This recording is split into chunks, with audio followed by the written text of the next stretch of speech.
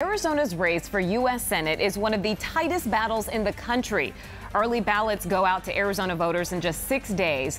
And we're taking a closer look, going beyond all of the ads that we're seeing and diving into the candidates' voting records. Tonight, did Kyrsten Sinema flip-flop on the Trump tax cuts?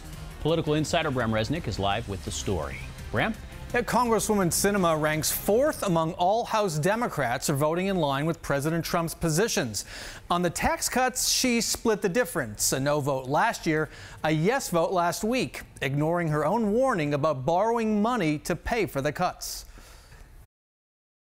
President Donald Trump hailing last year's tax cuts. Republicans came together and delivered historic relief. Those Congress-approved cuts for businesses and individuals get credit for pumping rocket fuel into the economy. We're verifying how Democratic Congresswoman and U.S. Senate candidate Kyrsten Sinema voted on the cuts. Last November, she joined all her fellow Democrats in opposing them. Sinema explained her no vote. This bill is a bad deal for Arizona. It explodes the federal debt, likely raises taxes on many small businesses, and makes it harder for Arizona families to get ahead. But when the House of Representatives voted last week to make the tax cuts for individuals permanent, Sinema switched sides, joining Republicans to vote yes. A year ago you said this doesn't help the middle class. Now you seem to be saying it does. The permanency of the tax cuts will help the middle class. My concern was that if you give middle-class families tax cuts for a few years and then take them away, that doesn't help solve their long-term challenges. Sinema voted yes despite her warning a year ago about the government borrowing more and more money to pay for the tax cuts. She was right. The Congressional Budget Office projected this summer the tax cuts will fuel a historic level of debt, equaling the entire U.S. economy, a level last seen during World War II. That has some Republicans calling for cuts to Medicare and Social Security to pay off the tax bills.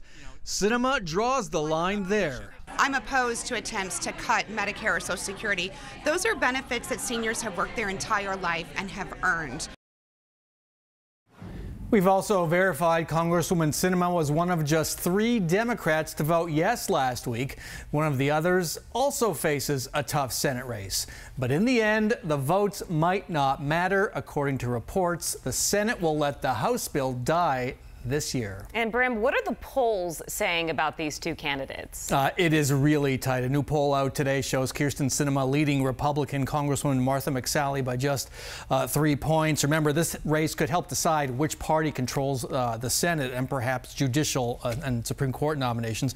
Now, McSally's getting some help next week from former presidential nominee Mitt Romney. He's going to be at a rally for her. Then the week after that, former President Bush is going to be here for a morning fundraiser. All right, so lots of events to look forward to. All right, thanks so much, Bram.